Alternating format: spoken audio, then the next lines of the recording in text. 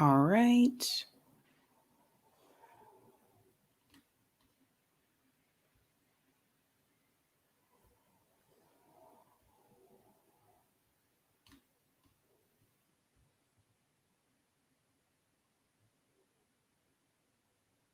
All right, cool. I see it on Rockfin. And let me see if I see it on, tweet it out and say that we are live.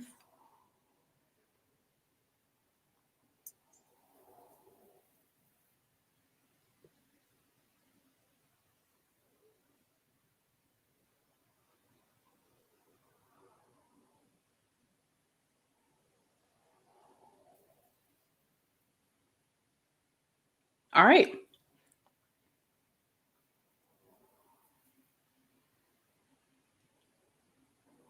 Man, this phone sucks, I tell you. Sorry. It's just like, what the heck, man? Like, it wants to freeze at the wrong time. Always. Technology. Right. Technology is great until it's not working. Okay, we are all set. So let me close this.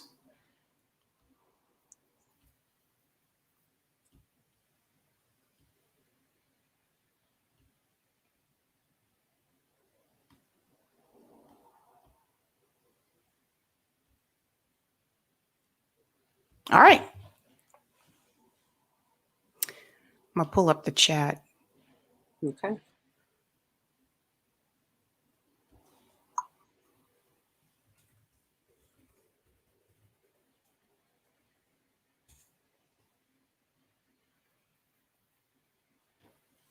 Okay.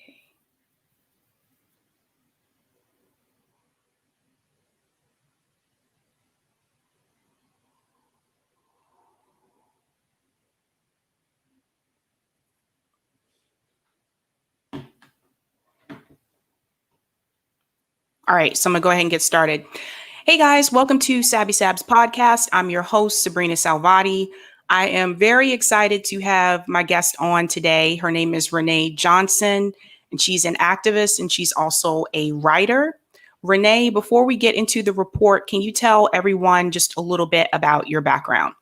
Sure. And you're giving me so much credit. So I write, but I am definitely a rising writer, we'll call it, right? Mostly because there's just not enough people talking about the things that I think are important. And so I've kind of taken it upon myself when I see something or catch something that I feel like, why isn't anybody else talking about this? I just start writing about it. And then, you know, I have my little following and I post it and I hope people pay attention and call, you know, I'm just trying to call attention to these things that no one's talking about. And it floors me a little bit that these are things that no one's talking about, but this is where we are, you know? Yeah, I hear you. So this week marked the 1-year anniversary of the death of George Floyd. And a lot of us know like his death caused like global protest, but a lot of people may not be aware that his death also sparked a global movement. And mainstream media isn't even talking about it.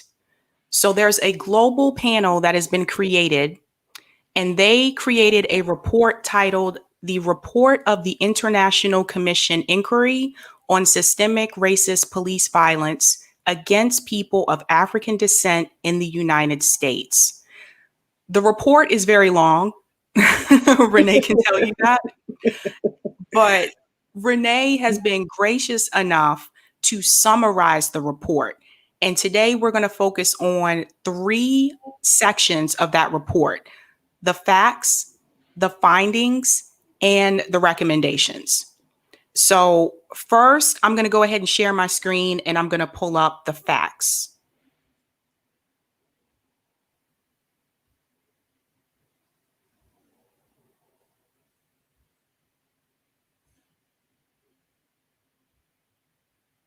All right.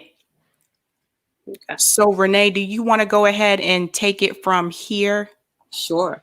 And I'm not obviously going to read through this whole thing, but the reason that I decided to do this is because the report, as Sabby said, is long. It's 188 pages long. It is a long, depressingly accurate reflection of what has been going on in this country. And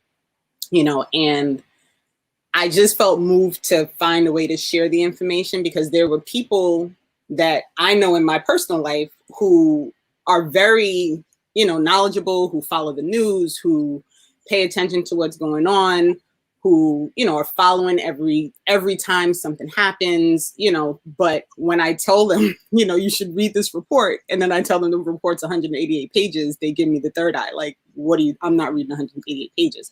And it is a lot of information. But I just felt compelled to find a way to express the information in more manageable bite-sized bits. So what I ended up doing was breaking the report up into 5 sections. I kind of recapped the intro, and then I recapped the other sections with just the basic information. And then people, there's a link on every page to the full report. So then people decide, you know what, I'm going to go ahead and read this monster of a report. They're able to do so. The other thing that I want to make sure that people understand, this is not the first time that a petition has been submitted to the UN in an attempt to get the international, global eyes on what's happening in the United States. In 1951, Paul Robeson and William Patterson, who were, leaders in the Civil Rights Congress, they wrote a petition to the UN. It was called "We Charge Genocide, the Crime of the Government Against the Negro People." So that was written, they submitted it, nothing really came from it. Then in 1978, there was another petition written. That petition also charged the United States with gross violations of human rights, racial discrimination, segregation. And they, again, were calling for the UN to try and, do something with regard to the treatment of Black and brown people in the United States. Again, nothing really came from that. What essentially happens every time is the UN recognizes it, they write a thing that says they recognize it, and then nothing really happens. So essentially, what followed up on June 22nd, the families of George Floyd, Breonna Taylor, Michael Brown, and Castile, I'm blanking on Castile's first name, which Philando Castile. Mm-hmm. Along with some, I think it was 600 organizations, wrote another petition. This petition, again, requesting someone in the UN to pay attention, to, do something about what is essentially becoming a genocide of an entire population using law enforcement.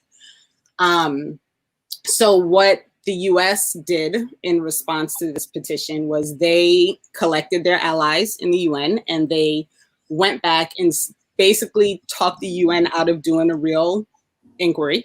And they instead convinced the UN to do a worldwide inquiry on the treatment of African people and descent of African people all over the country, right? So of course that dilutes it, and it removes the US as the focus.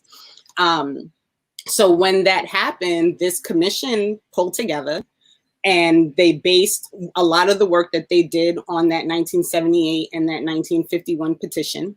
And they decided that they were going to do the research, and they were going to pull a full commission report together to give the information, that in hopes that the UN would really look at it and say, okay, this is outrageous and we need to do something about it. And, in the end, they really, they said the US was guilty of crimes against humanity. And that's a huge accusation to make, right, against an entire country with regard to their treatment of a specific portion of the population through their law enforcement and their law practices. So I'll get into the findings of facts. So this was the longest section of the entire report, and it basically breaks down where they got the information from in order to put forward what they deemed as this is what the US is doing. And essentially what they did was they really broke down just how the international crimes, like what was going on with, in a reflection of what the United States is expected to do, right? Because there's an expectation based on like international law with how you're supposed to treat your people, right? This is not random. It's something that basically the entire world is in agreement with. And it essentially says that everyone has a right to life, right? You shouldn't have extrajudicial killing. It shouldn't be arbitration, arbitrary deprivation of life, a right to security, right to freedom from detention, right to fair trial, presumption of innocence, the right to be free from torture, right to equality and freedom from discrimination based on race, gender, disability. And countries have duties to effectively prevent, punish, and redress violations of these rights, and to thoroughly and independently investigate and provide effective remedies. Okay, so I read that first. This is actually in the next section, but I read that first because it gives context to where they started from when they did the fact finding. And essentially, when they went back, they discovered that there were a lot of just violations of these specific, things that the country is supposed to be doing. These pre-contextual stops, the broken windows, you can see that there.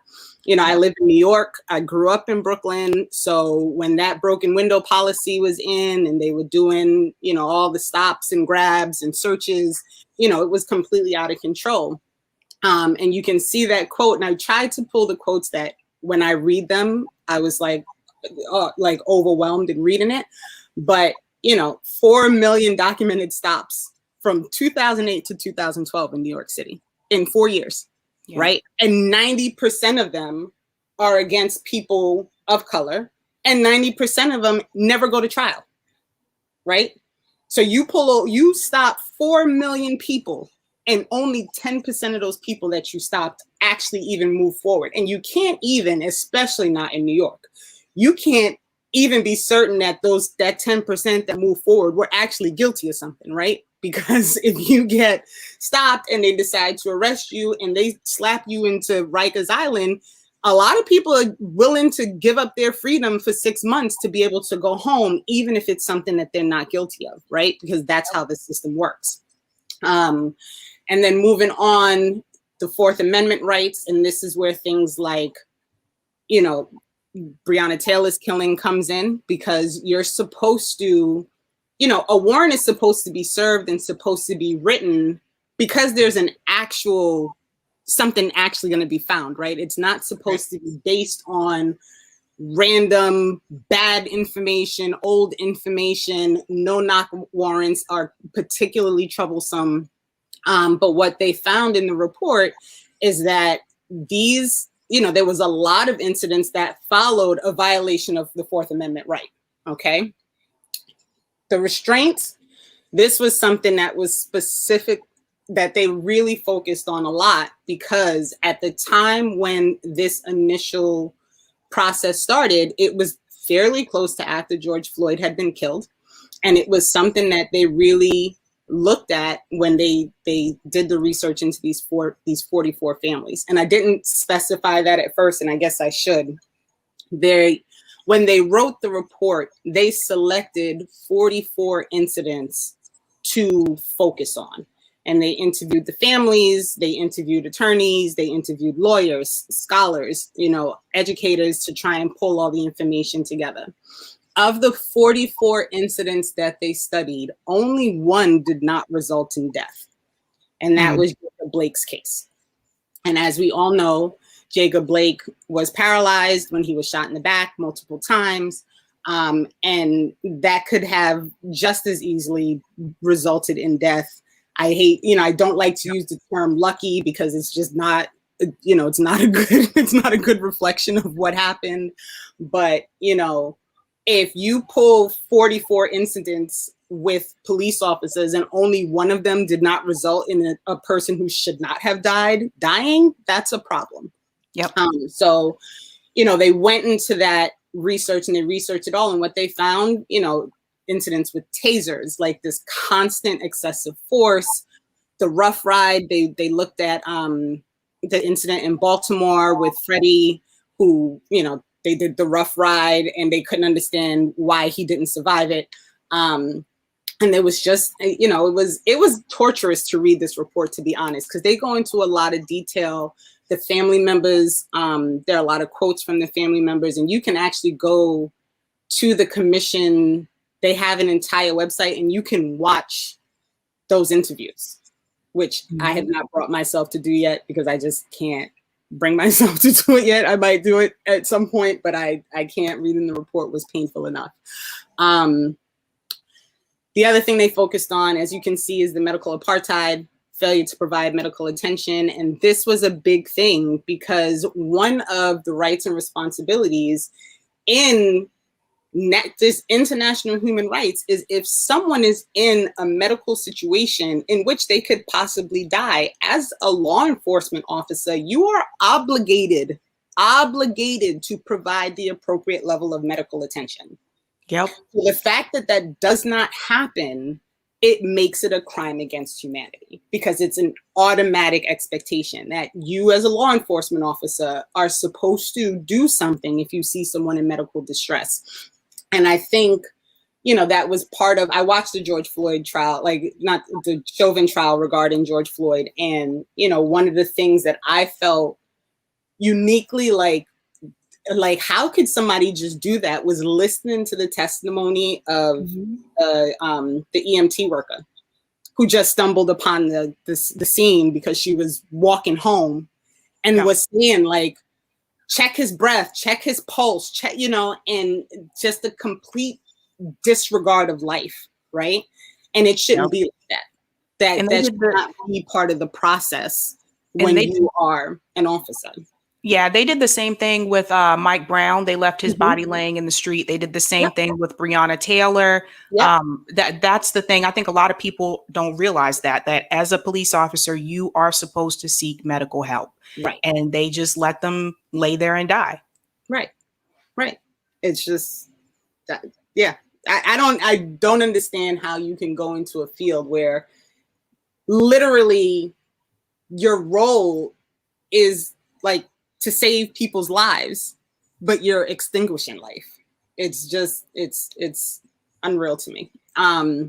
They discussed a lot about the mental health crises, and that it's systemic, and this is part of, I'm a big believer in defund the police. I absolutely 100% think it should be happening. And part of the reason is that they're not equipped to handle this, right? They're not equipped to deal with the things that come with someone who is having a mental health crisis, and they see everything as, it's a danger to me. It's a danger to me. Everything that happens, it's because it's a danger, right? To their well-being and their safety. And, I was listening to, she goes by Dr. Left AF on Twitter, and I can't remember her full name, but she did an interview on Red Nation podcast, and she was like, "Why are people so scary? You shouldn't go into that." It was like, if you're so scared that every time one little thing happens, the first thing you do is like aim to kill, maybe you're in the wrong profession. And that's something that I firmly believe in. Like, if you're so frightened of everything that happens when you're on duty, you're in the wrong profession, right? Right. Like, you're just in the wrong profession. I think about Ma'Khia Bryant, who was shot and killed, and they're so quick to post the picture, the one screenshot that they were able to freeze and find of her with the knife in her hand. But it took, I counted, I watched the video, I think it took 12 seconds between him getting out of his car and him shooting that 16-year-old child to death, right? And I, by profession, I'm a high school guidance counselor. I've worked in schools for 20 years. I've broken up plenty of fights. I've broken up plenty of fights with people with things in their hands that they shouldn't have. Like, you don't need to kill somebody 12 seconds into an incident. Like, there had to be something else that his scary ass could have done before he started pulling the trigger. And it's just, it's unbelievable. I see Greg's question about officers being trained shoot to kill. That's literally what they're trained to do. And it is absolutely a contradiction to the international law. That is not what is supposed to happen. And that's something else that gets covered in the report. The other findings also bring up, yes, Tamir Rice was also in 12 seconds.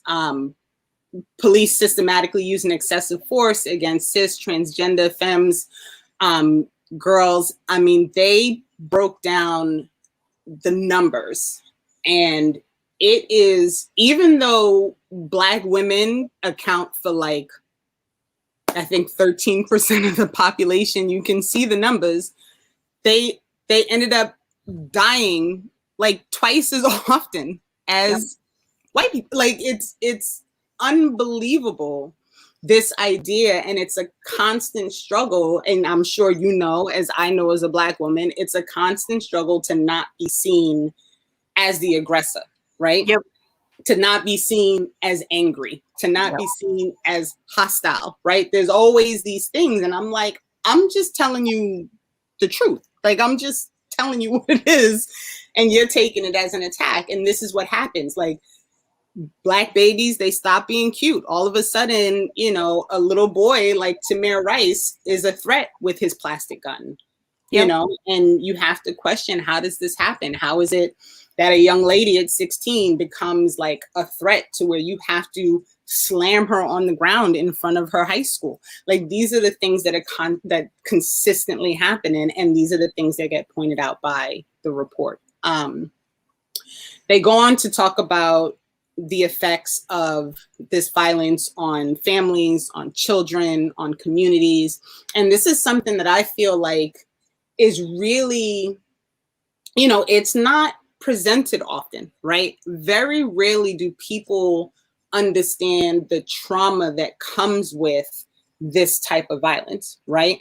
And, you know, I've been doing a lot of reading, reading about different interviews with, you know, children who survived these things. And one of the things that, you know, I read, it was Emerald Gardner was talking about when her father, Eric Garner, was killed by the Staten Island police, the New York PD, of course. And she said one of the things that was equally traumatizing, she had to watch her father die over and over and over and over and over, right?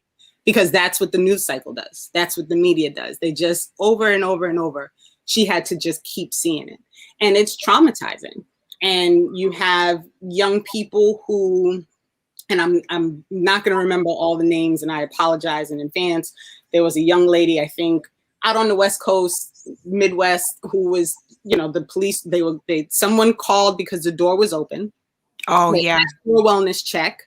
The officer went around the back, saw her in the window, killed her she's in her house, right? In her own house. And she gets shot to death in her own house, and her nephew was in the house.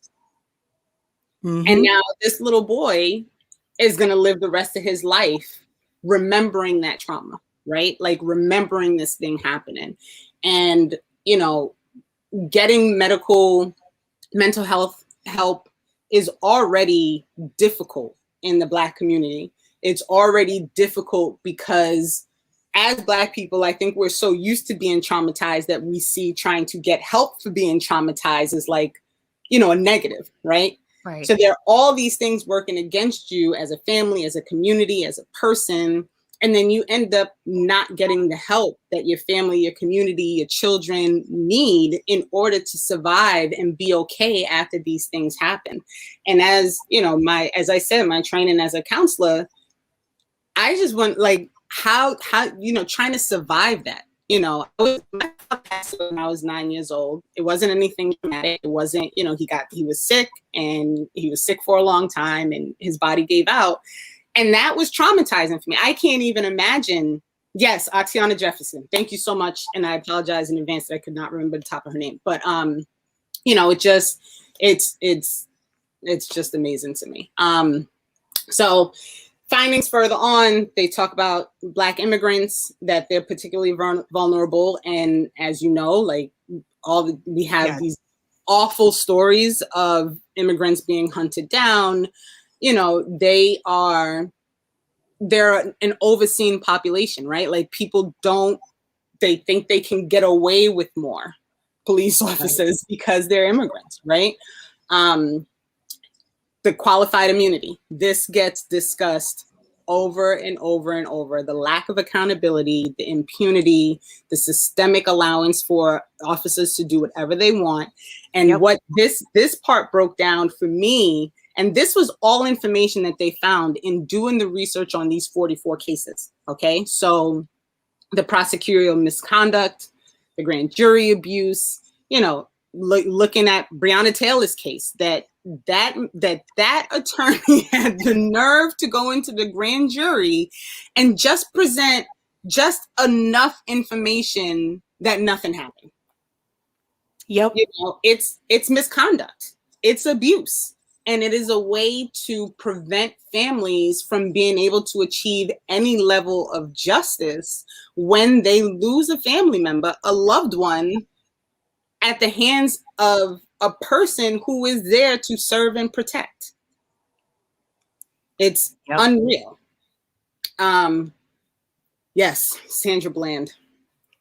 They still don't know what happened. They have no idea what. And when you look at these stories, the story just came out about the gentleman in Louisiana or North Carolina who, he died in a car crash. And now all of a sudden we know he didn't die in a car crash. There was a whole series of events that went on that if the family hadn't been fighting and pushing to get those camera feeds, nobody would ever know. You know, it's true. It's unreal. You know, I talk all the time with people about who would have known the story that the Minneapolis police released about George Floyd after he was killed. If that had been the story, if that young lady had not been standing there with her camera, we would never have known.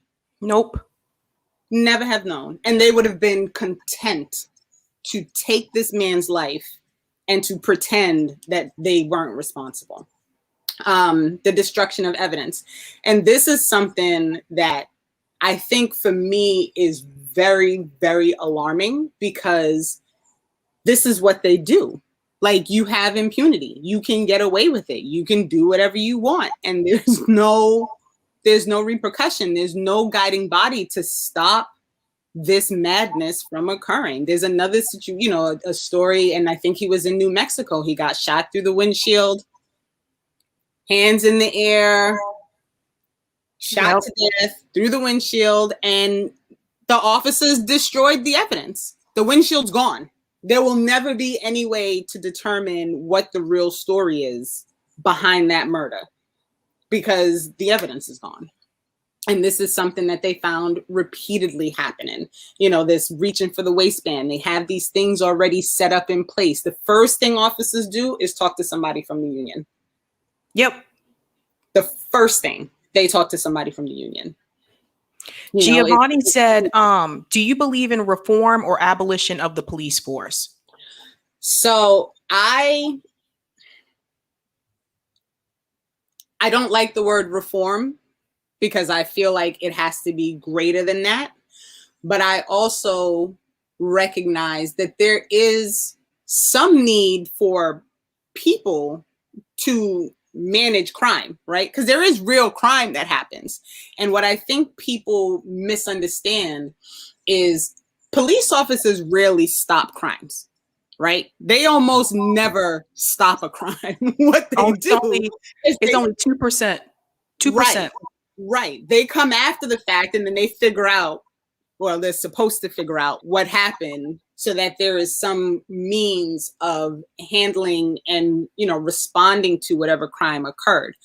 I don't believe that there should be no police forces. I'm sure there'll be people yelling at the computer right now. I don't believe in it.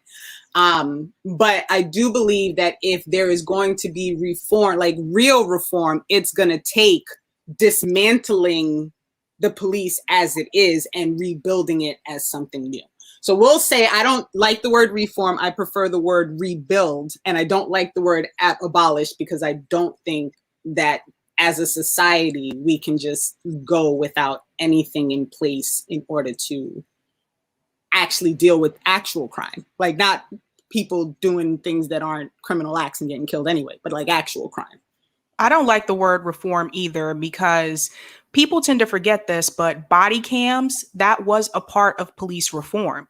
And body cams are not stopping police officers from killing unarmed Black people. So how's that working out?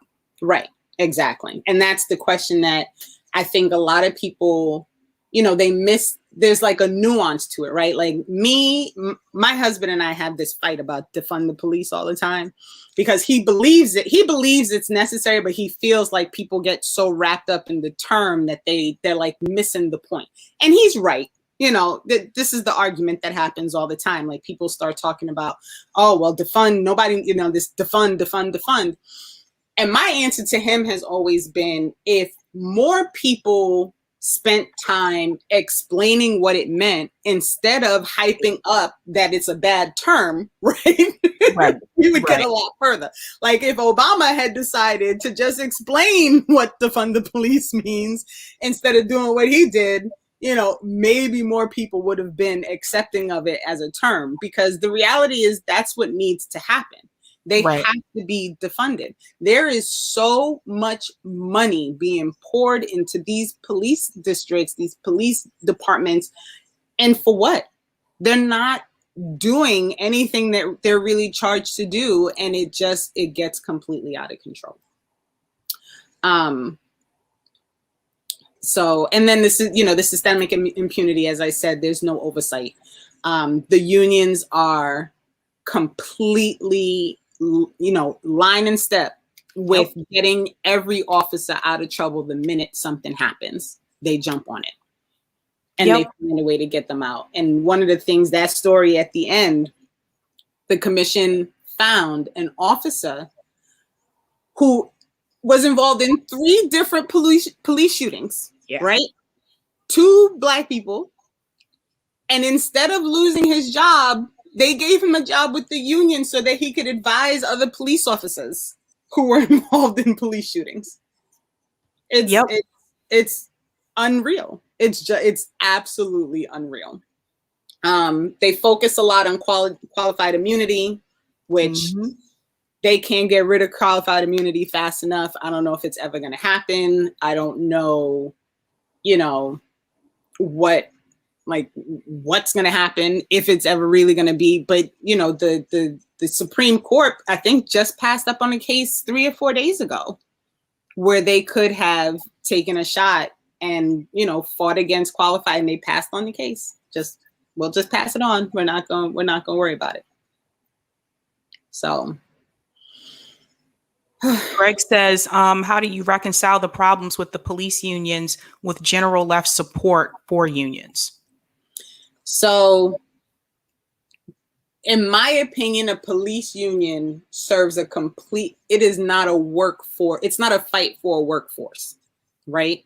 Like if maybe when police unions were first created, they were, a labor union, an actual labor union, but police unions have completely moved towards being these, they're just barriers to justice every single time. That's all they are. They're barriers to justice. And so, they don't serve the purpose they're not the same as a labor union, in my opinion. And I think that, I kind of feel like they're so different in that respect that they're just two different, you're talking about 2 different things. I want to put this comment up from the chat, but I think maybe we should answer this at the end because this goes to another topic. Are there any movement or groups that will register people to vote and elect local officials that will actually fight for changes? Or how are we supposed to get hope for changes? The answer is yes, there are. And Renee, Renee knows what I'm talking about, but we're going to answer that at the end because that goes into like another subject. But I'm going to go down to okay, so now I'm going to go on to the next section, which is the findings. Right. Share my screen.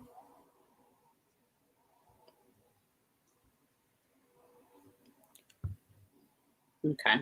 So And I read this actually at the start. That number one is the breakdown of what the actual international human rights laws are and what we are supposed to be guaranteed as residents, citizens of the United States. These are the things that we're supposed to have access to, right?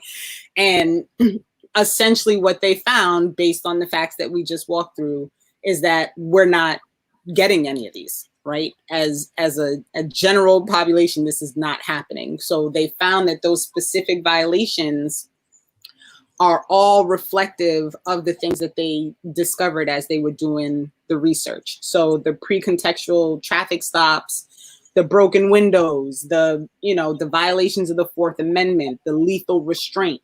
These are all things that all together are violations of human rights, violations of the right to life, violations of liberty and security. It all feeds into this, okay? And the violation of mental health. So if you kind of toggle, if you decide you're going to read it, right, as you toggle between the two things, you'll see that as they break down each violation, they give specific information and details that they discovered in their research that backs up why it was a specific violation that they discovered. So for the purpose of me trying to do like a quick read for people, I didn't go into those details, but I listed each violation so that people could see what they found in the end. Yep. And I just want to interject for a second and say the reason why this is such a big deal is because, and Renee, I think you pointed this out too on Substack, is that just recently Joe Biden tweeted that we will protect human rights like in this country. But this panel has found that they're not doing that with African Americans in this country. That's what this report is about. And they have actually asked Joe Biden to act and to respond. And he hasn't done either. No. So he knows about this. We just want to make that very clear. He is very much aware of this, of what they're asking him to do. 100%. And so is the ICC, and so is the Commissioner for Human Rights. Like so is the UN. Everyone is aware. The commissioners who gathered this information together are currently on a world tour, presenting their findings, presenting this information all around the country to try and get some remedy so that people will pay attention. And when we get to the recommendations, I'll explain why that's so important. But let me come back to where we are. So then the specific violations to investigate and ensure effective remedy. This is going back to whether or not the DA does what they're supposed to do, right? Is it misconduct? Are they actually bringing information to grand juries that is supposed to be brought to grand juries? Is anybody responding when there's an issue with a police officer, which doesn't happen, right? I read an interview somewhere, and it was a friend of mine, but I don't want him to yell at me if I use his name. He was talking about, so he has 3 kids, right? And he said this situation with the investigations, it would be like if I told my 3 kids, go figure out what you did wrong and then come back and report it to me. Right? Like, how well is that going to work? It's not going to work, right? Like, no kid is going to tell on themselves. They may do it every now and again, but to do like you can't investigate yourself, right? As a police force, you cannot investigate yourself. You can't be responsible for holding yourself accountable for the things that you are doing when you know they're wrong when you do them, right? Yep. It's just not possible. So that is a specific violation of the effective remedy, because there should be some means to ensure that the investigation is done properly, to ensure that there's some response happens, and none of that comes into play because there's prosecutorial misconduct, grand jury abuse, destruction of evidence, the impunity, disqualified immunity. All of these things play into that specific violation. Black Magic said, What does I think this is Congressional Black Caucus, say about this report? I can guess, but want to be nice. I've seen nothing. I have not seen one person in government say one word about this report. And I told this to Savvy before we got started. It was a random find for me because I'm one of those weird people that follows links, right? Like I was reading an article in The Guardian and they were talking about the initial petition that was written on June 22nd. And that petition response was this inquiry report. And I was like, well, what's this report? And I just followed the link and I was like, oh my God, it's 188 pages. This is a long, but then I got, I was determined. I wanted to know what the report said. And most people are not going to go that far. But I've followed. There was another letter since then on May 10th, 165 families joined with over 200 international groups. And they sent another letter to the UN, writing to the High Commissioner of Human Rights, asking if someone was going to pay attention to the fact that this commission report has been released, and further saying, since this report, because of the response, we also want to tack on the attacks on protesters that have occurred since the death of George Floyd, because that was a whole other matter, right? Yeah. We're in the street because the police are literally killing off our people. And we're getting arrested and killed and as a result of fighting that battle. So, the letter on May 10th, I wrote something else about that. And I shared in that letter the list of families. And it dates back to 1990. 160. And that's not even close to the amount of people, right? But it's mind-numbing to me. That this information is out there and available, and no one is talking about it. There's just no one's talking about it. And I just want to add, this is why it's important to watch independent media and to read independent writers and journalists, because had it not been for Renee's piece in Substack, I wouldn't have known about this. And if I didn't know about it, we wouldn't be doing this show for you right now. So you still wouldn't know about this. Right. Because that's the media's intention, right? Mm-hmm. They don't want people to know. Just like if it wasn't for the existence of cameras, people still wouldn't know that Palestinians were being killed on a regular basis, right? Because people decided they wanted to live where they live, right? It's obscene the amount of death and destruction that is occurring here and all around the world that typically just gets ignored. And it gets ignored by our media because they don't care to bring that information forward, right? They're not interested. They're not interested in pointing these things out. The second part of the findings is that US law in general does not comply with the basic international laws for human rights, right? So on top of everything that they discovered, they recognize that the law itself is not in compliance. Yep. Right? The US laws do not meet the standards of use of force. They don't meet the standards of necessity of force. They don't meet the standards of precautions.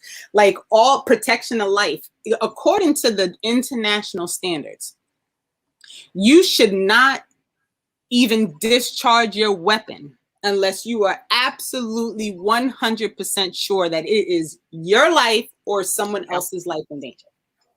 And one thing I want to add to that, having lived abroad, I've never seen police behave the way that they do in the United States. The US police officers, their first intent, let me pull out my gun and shoot to kill. And I've never seen that anywhere else I've lived abroad. Right. And this is part of the problem, right? When they did in the introduction, and we didn't, there's just so much information. We don't have time to get into all of it.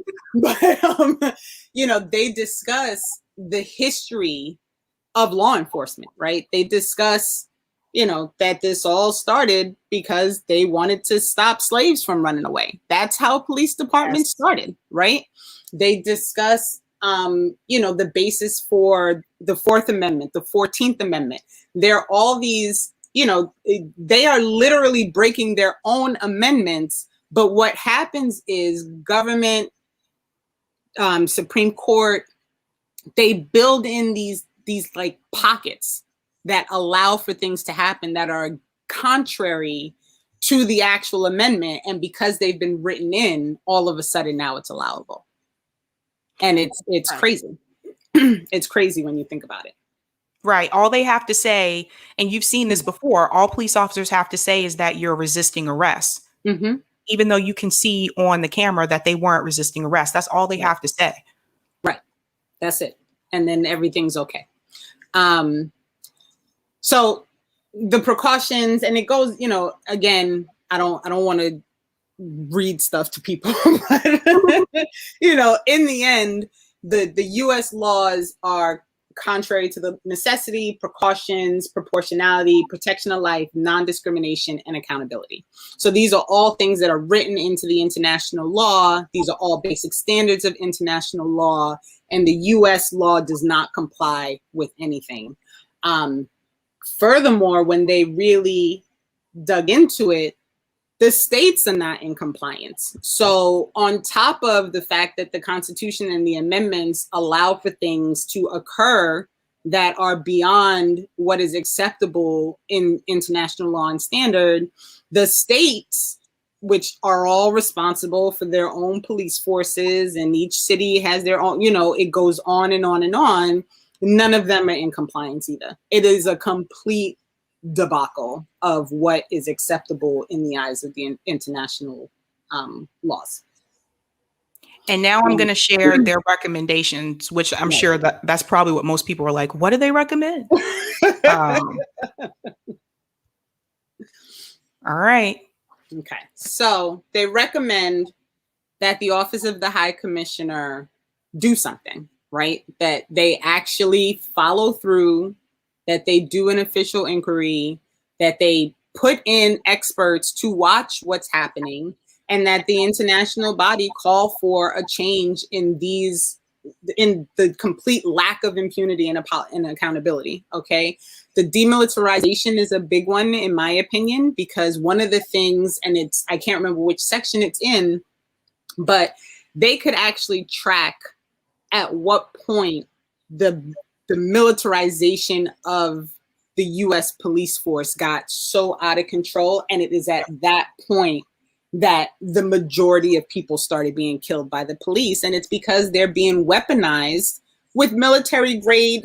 Like, you don't need a tank in Brooklyn, right? You don't, like, what do you need a tank for in Brooklyn? Nope. Where you going, right? Like, it's madness. The prosecutor of the International Criminal Court, they've asked them to instigate an investigation into the crimes against humanity. The state parties to the Rome Statute. So this is one of the things where these, them going around the world right now and doing these presentations, this is what they're aiming to get help with. So universal jurisdiction means that all the other states and countries that actually follow the Rome Statute could gather together and say, we're charging the United States. The US doesn't have to comply. The problem with the Rome Statute is, even though the United States participated in the writing of the statute, right? Even though they initially signed the statute, they backed out of it. So technically, they cannot be held to the standards of the Rome Statute because they didn't sign off on it. They officially withdrew from the statute. I think it was like 1989. I can't remember which, the exact date. So one of the things that has to happen is the US would have to agree, right, to be charged under the Rome Statute in order for any of this to happen. So Newsweek wrote a report when the second letter was written on May 10th. And the headline was essentially like, this letter was written, but the US doesn't need to pay attention to it. Was essentially like what the result was. Because they don't. They actually really don't. And a lot of the issues is because there's so many jurisdictions of the ICC, provisions of different international law that the United States has, addended in some way, refused to sign, they've accepted a piece of it. So they don't hold themselves accountable. So I'll tell you something that'll shock you. Maybe. It might not shock you because nothing's shocking when it comes to this government. So there's a prohibition against torture, right? It's an international standard. You shouldn't torture people. I mean, this is like common human decency, right? Don't torture people. The United States signed off on the prohibition and agreed to it with the note that they only have to comply outside of the United States.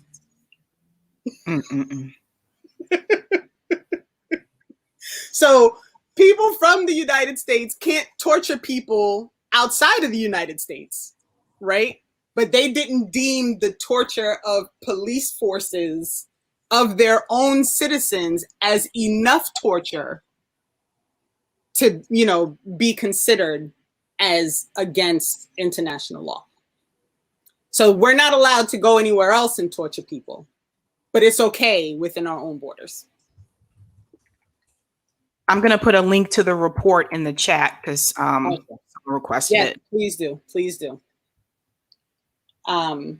So it's just, it's crazy. But there's a whole list, and the list that I provide in my write-up, it's literally just the headers of each of the things so that people could see the extensive things that they really recommend. And realistically, the issue is that our laws and policies are not really in place in order to protect the citizens, right? Like, there was and I can't quote the cases, but, it used to be that in order to shoot somebody who was running away, right? You had to be sure that they were running away from a crime in which they had killed someone. That was the law. Well, that was the law for white people, right? You could shoot a slave that was running away because. Yep. But when Black people were using that as a reason to not be shot and killed running away, like you couldn't prove that I was committing a crime, they actually adjusted the law so that if an officer thought you might have been involved in a crime, they could shoot you as you were running away. Yep. And this is what happens, right? All this legal maneuvering and changes to amendments and, results from whatever cases are heard by the Supreme Court. And, the report did an excellent job. I learned so much about how the legal system is literally set up to continue to kill people. Yes. Yes. I learned so much. And it's worth, for someone who, and read it in pieces if you have to, it's 8 sections, take a section at a time, right? Yes. But for me, it was a hard read, but it was worth reading, right? It was worth getting that information because they did an excellent job on pointing out all of the deficiencies within our systems and all of the ways in which our legal setup is out of sync with international standards. Very much so. And even going back to when Reagan was president and the whole drug war, they were putting drugs into Black communities. They were putting drugs into Black communities to be able to lock Black people up, mainly Black men. And so then we get into the 90s, or actually late 80s going into 90s, and we have Joe Biden and the crime bills, all of them, because there were multiple crime bills to give those maximum sentencing. Right. And so this is one thing, and I will say I'm not a fan of Candace Owens, but this is one thing that she said that is absolutely, I can tell you this is 100% true. When they did that, that took the Black males out of the home. And so this is how you ended up with so many Black women that were now single moms. Mm-hmm. But going back to the beginning, they purposely put drugs in Black and brown communities. Yep. And look how long it took for them to admit it. Yep. Right? You hear people all the time dismiss drug issues, and they discuss it as if we brought the drugs in, right? Black people did this to themselves. And whenever people said that, even before it was admitted, I used to say, where do you think they're getting it from? Right. Right. Where do you think the kid on the corner is getting that from, right? This is not information this is not stuff that's coming into the community because someone in the community is able to bring it. Right. It's information it's stuff that's coming into the community because it's being allowed to come into the community. And this is a fight that I have a lot of times with people because, police officers, there's just the whole system is unfair, right? There's nothing fair about the system itself because the system was set up to punish people based on things that are not necessarily in their control, right? Right. And it's one of those things, if you're not in those communities, if you don't live in those communities where those things happen, it's really easy to sit back and believe that the police are doing a good job and doing what they're supposed to do. So if that's you and you hear people say something like, well, defund the police, that may sound like a harsh phrase to you. But if you go into those communities, for people who live in those communities and they experience how the police will taunt people, harass people, you have police officers in schools, stop and frisk is a perfect example. That should have never even been legal to just stop and frisk Black people. You have to go into those communities and see it for yourself. And then you'll understand why a lot of people are so much against the police. Right. And I grew up, so I'm a child of the 80s, right? I was a kid in the early 80s. I was a high school student when the Central Park 5 issue happened. So this is all, I grew up understanding this. I had an older brother who was 15 when those 5 children went to prison for something that they did not do. And I remember sitting at the kitchen table with my mother and her telling my brother, this is why you can't be in the street. Like, this is why. Because you could be picked up just as fast for something. We had no doubt. And I used to fight. I used to get into arguments because I went to a really prestigious white high school and, people thought it was real. And I was like, you really think those children had anything to do with it's like, stop, and when you grow up knowing that, like my brother got beat up one time. I have an uncle who was killed by the police. Like, this is not like, this is what you grow up with in your community. So when people tell me, like somebody asked devil's advocate about, it was military equipment used to stop the Pulse nightclub shooter. That's one incident against how many where they didn't need the military grade equipment and someone died unnecessarily because they decided to use it. Right. Mm-hmm. To me, it's not balanced. Right. There's no need for it. Right. So these are some of the other recommendations they have for the executive branch. Independent investigations and prosecutions must be required, including independent medical examiners, which that doesn't always happen. It only happens if the families fight for it. The families have to fight for it, and then sometimes they have to pay for it. Yep. So the list goes on, and I did put the link to the report in the chat. It's a lot of information, but if you have the time, definitely look through it. But the main thing that, we wanted to get across today is that this report does exist, and they have made recommendations, and they've asked for the Biden administration to respond and to act, and they have not. And this is not under Trump. So you can't sit back and continue to blame Trump for these things. This is under Joe Biden's administration, and he is doing nothing. Right. Right. And it was Trump in June 22. It was the Trump administration that worked the allies in the UN to get them to renegotiate what they were going to focus on, based on the initial petition that was written at that time. But this second letter that was written on May 10th, this is Biden. This is all Biden. And it's very clear.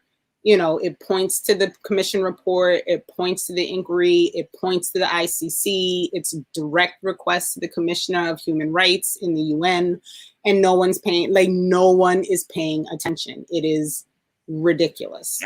Yeah. You have to ask yourself, why isn't CNN, why isn't MSNBC, why aren't they talking about this? Mm-hmm. Right. They're still talking about Trump. Trump's not even in office anymore. Right. Talking about January 6th, but this is what major media does, right? They pick and choose what they're going to discuss based on what's going to get them the most views, the commercial ratings, supporters by whatever company is, trying to sell a commercial to them for that time frame of that particular show. And in the end, they do a real disservice to the population because they keep people in the dark. Yep. And they're okay with it. And they're okay with people being in the dark. And this is something, in my purview as a Black woman, and as a Black woman who is a mother to a boy, right? I don't want him to become a victim to this. He begged for a Nerf gun for 3 years. And it took me that long to give in, because all I saw was Tamir Rice. Yep. That's it. That's all I saw. And I kept saying to myself, God help me if he goes somewhere and gets killed because of a toy that I gave him, right? When I know it's a possibility, because it's literally happened already, right? How do you resolve that in your mind if something like that happens? I couldn't. There'd be no way. I have one more thing in the chat that Greg brought up. Bloomberg defended stop and frisk by saying we needed to go after after Black boys with weed and throw them up against the wall. Why isn't his racism condemned in the same way Trump's was? It's a good question. I think a lot of it was the fact that he was running as a Democrat, and Democrats are supposedly not racist. And so they gave him a pass on it. And the other thing is Bloomberg has a lot of money and funds a lot of things. And I think that's why, Bloomberg even has funding at Harvard.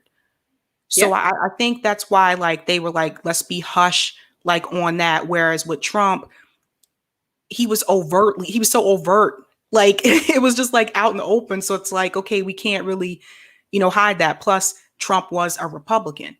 So I noticed that they don't try to put the race tag on Democrats when Democrats do it, only when Republicans do it. And it's it's something that people fall for, and that's why it keeps happening, right? They distract. No, it's the Republicans. It's the Republicans, and it's all of them. They are all at fault. They are all responsible. They are all absolutely ignoring some of these things, and even and God bless. I'm thrilled with some of the people who won seats. I hope in some way that some of them do something that is that we can look back on and be yeah, they did this one thing. But it's tough. And I'm not a politician. I have no intentions of becoming a politician. It's not anything that I think people are nuts when they decide to do things like that, because you really get put in a position where you have to choose what's going to be the right thing. And maybe the thing that you're pitted against is doing the right thing for everybody, or maybe the right thing for a small group of your actual voters. And now you're in a conundrum, right? How do you manage to make these things happen? And I don't know what it's like to be under that type of pressure, But I do know that even the people that I love, like I love Cori Bush. I think she's awesome. She didn't say anything about this commission report. I don't know if she might not know it exists for all I know, but like, they're not talking. Jamal Bowman's not talking about it. Like, Ayan Presley's not talking. None of them are talking about it. And you have to question, like, are you not talking about it because you don't know? Or are you not talking about it because you know that your comrades in the Democratic Party are going to be upset with you if you bring this thing up that nobody wants anybody to talk about? Right. Because Congress would also have to agree that the U.S. would be back under the Rome rules. Like, this is a whole congressional executive, and like everybody has to be in to allow this to happen. They're not doing that. These people do not want to be held responsible for what I deem as the genocide of the Black community. Right. And nobody's going to convince me otherwise. People get mad at me all the time. How can you call it genocide? What else do you call it when people are just being killed because? Right. Like, what's another word for it? I want to get back to that one question that asked if there's another type of movement that's happening. And then I'll sign off after that for the sake of time. But Renee, I'm going to let you answer that question because I know you have experience with that. So there are a lot of, there's a lot. But here's what I would suggest anybody who is interested do. Follow the families, right? Like, there is a George Floyd Foundation, there's a Breonna Taylor Foundation, there's a Philandro Castile. Like, all of these families, in recognizing what happened to their family, almost all of them have made an effort to do something because they don't want other families to suffer what they have suffered, right? Philandro Castile's mother is part of, it's like a pouch that they're making, right? To put that will like attach to the front, like the front panel of your car, so that you don't have to reach into anything to get your documents. I mean, it's obscene that you have to do something like that to not get shot. And I hate to say it, but somebody is like, even when you have your stuff and you're legal, you can still get killed. But, these are what the families are doing. There's an entire group of siblings of people who have been killed, both Jeans. There's like, it's like a sisterhood, right? Of people whose siblings have been lost to this, and they have a whole foundation. So I would say find the story that is closest to you and allow those families to guide, because they are right in the thick, and they are doing it because they are trying to prevent this from happening anywhere else. Well said. Yeah, definitely follow the families, you guys, and be careful about who you donate money to, because some people may say they're a part of an organization and they're not. So follow the families to get the correct organization to reach. Renee, thanks so much for coming on. This is very educational. I hope that this will enlighten people and push more people to act. Thank you. Thank you so much for giving me the space and the time. I appreciate it. Bye. Bye.